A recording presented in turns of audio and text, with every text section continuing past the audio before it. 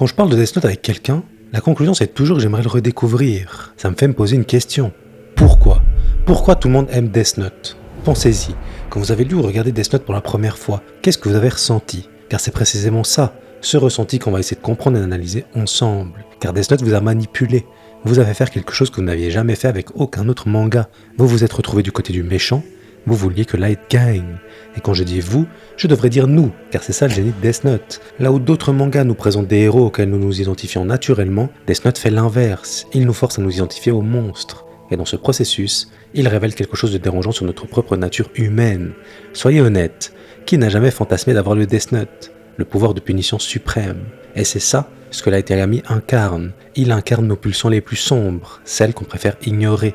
Death Note est un piège, et vous êtes tombé dedans sans même vous en rendre compte. Vous pensez peut-être que ce piège se referme petit à petit au fur et à mesure de l'œuvre, mais en réalité, il vous attrape dès le premier épisode. Repensez au tout début. Light trouve le Death Note. Il teste son pouvoir sur un criminel, puis sur un autre. Et nous trouvons ça logique, presque normal.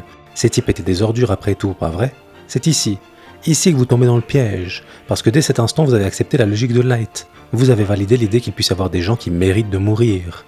Et une fois qu'on a franchi cette ligne, il devient beaucoup plus facile d'en franchir d'autres. C'est précisément là que réside le problème.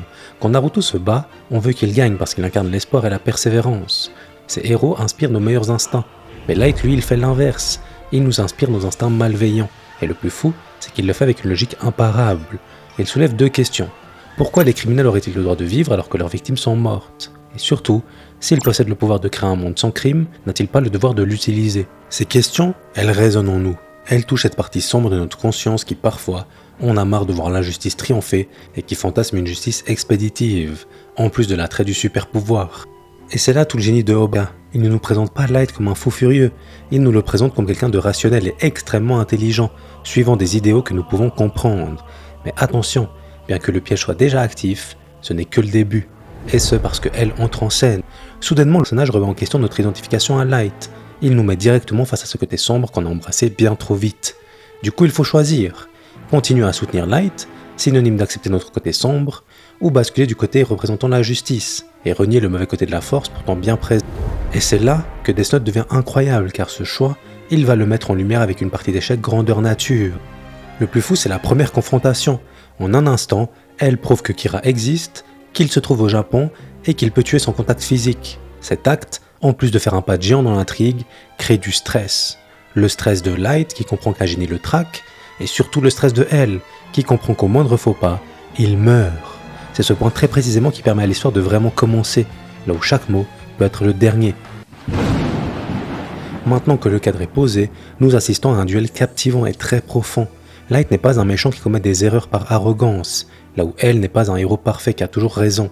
Ce sont deux génies qui s'affrontent avec leurs forces et leurs faiblesses. Le stress dont je vous parlais précédemment connaît un deuxième point d'ancrage. Quand Light rejoint l'enquête, c'est du génie.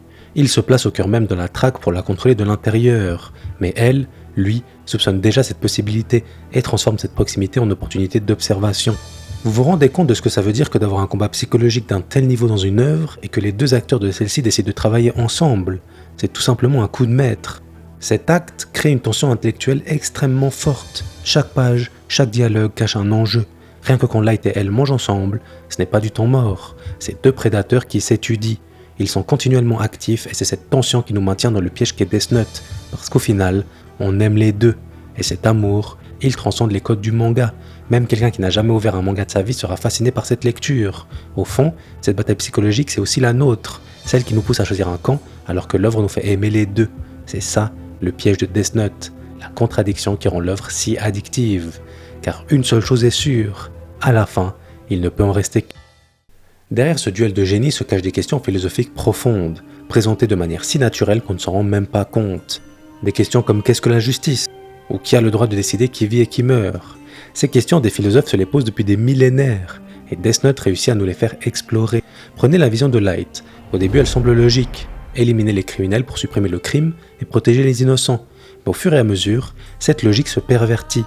Light finit par tuer des innocents pour protéger son identité. Et nous assistons à cette dérive en temps réel. Nous voyons comment une philosophie en surface noble peut mener aux pires atrocités. C'est ça qui est brillant.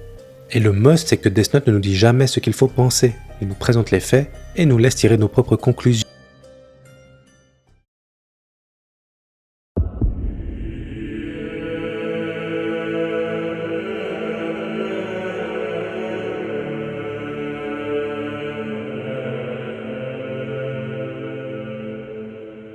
C'est elle qui perd, mais sa mort n'est pas juste un détail narratif. C'est un traumatisme calculé qui révèle à quel point nous étions tombés dans le piège. Parce que soyons honnêtes, quand elle meurt, nous sommes choqués. Pas juste surpris, vraiment choqués. Et ce choc, vous l'avez compris, révèle forcément quelque chose. Pourquoi sommes-nous si affectés par la mort de elle? Après tout, nous étions censés soutenir Light, non? Je vous disais qu'on aimait les deux, mais ce n'est qu'au moment où elle meurt que nous réalisions que nous l'aimions, que quelque part inconsciemment, nous espérions qu'il arrête Light. Comme si cette partie de nous qui avait embrassé le côté sombre voulait secrètement être sauvée. La mort de elle, c'est le moment où Death Note nous révèle notre propre hypocrisie. Nous voulions être du côté du mal, tant que c'était excitant, tant que nous pouvions nous dire que Light avait raison, mais quand le bien disparaît définitivement, nous réalisons à quel point nous en avions besoin. C'est d'ailleurs là que notre perception de Light change. Sans elle pour le contrecarrer, Light devient moins fascinant. Il perd de sa superbe. Et ça, c'est un biais psychologique car elle ne meurt pas seulement dans l'histoire. Il meurt aussi en nous, emportant avec lui cette idée que Light était un héros. C'est ça, le génie de cette mort. Elle nous force à grandir, à voir la réalité en face. Et cette réalité, c'est que nous avons soutenu un monstre. Et c'est là, quand on pense que la partie est terminée, que l'auteur nous prouve qu'il a encore des cartes à jouer. L'arrivée de Nier et Melo. Beaucoup trouvent que l'histoire aurait dû s'arrêter à la mort de elle, mais non. La suite fait aussi partie du génie de cette construction. C'est la conclusion logique de l'histoire de Light. Face à eux, Light devient condescendant, irrité qu'on ose le défier. Il ne voit pas en eux des adversaires dignes, mais des prétentieux qui osent se mesurer à un dieu. Cette arrogance, c'est exactement ce qui causera sa perte. Cet arc permet de mettre en lumière qui il est vraiment. Car oui, les masques tombent lorsqu'on devient véritablement le plus fort. Le plus beau, c'est qu'à la fin, la défaite de Light est possible grâce à elle. Sans lui, rien de tout ça n'est possible. Déjà, la montagne d'informations qu'il a engendrée est primordiale, mais surtout, là où Light croyait avoir gagné, c'est en réalité la mort de elle qui le pousse à perdre le contrôle de lui-même et à sous-estimer le flambeau que elle a transmis au travers de sa fin. C'est vraiment cet acte qui sonne le glas pour Light, et c'est symbolique que elle ait dû payer de sa propre vie pour lever le voile sur le criminel qu'est Kira. En réalité, elle n'a jamais perdu, il a juste joué une partie d'échecs plus longue que ce que Light pouvait imaginer. Et ça mène à la fin de Death Note. Une fin parfaite. Light qui supplie Ryuk, qui révèle enfin son vrai visage, la chute de l'icône que nous avions nous-mêmes créée. Light n'a jamais voulu sauver le monde, il voulait être adoré comme un dieu. La justice n'était qu'un prétexte pour nourrir son ego. Et ce qui rend cette mort si brillante, c'est la manière dont elle se déroule. Light ne meurt pas en héros tragique, il ne meurt pas en comprenant ses erreurs, il meurt en lâche. Il a perdu. Il supplie Ryuk de l'aider, l'homme qui se prenait pour un dieu implore un Shinigami comme un enfant terrorisé. Sauf que la mort n'est pas négociable. Elle l'a compris, et ici c'est au tour de Light. Quand Ryuk écrit son nom dans le Death Note, il ne le fait pas par vengeance ou par justice, il le fait parce que c'est la règle, une symbolique immuable. Au final, là où Light et elle menaient une partie endiablée d'échecs, l'échiquier appartenait à Ryuk, et ce depuis la chute du Death Note. Light emporte avec lui l'autre partie de nous-mêmes, cette partie sombre que nous avions appris à aimer. Sa mort n'est pas juste la fin de Kira, c'est la mort de notre propre fantasme de toute puissance, du désir secret de contrôler le monde selon nos propres règles. Et c'est ça, la clé.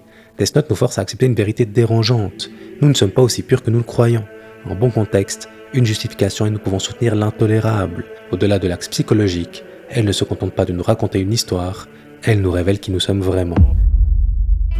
C'est tout pour cette analyse globale de Death Note. C'est très particulier pour moi car c'était la première fois que je m'essayais à quelque chose comme ça. J'espère vraiment que ça t'a plu.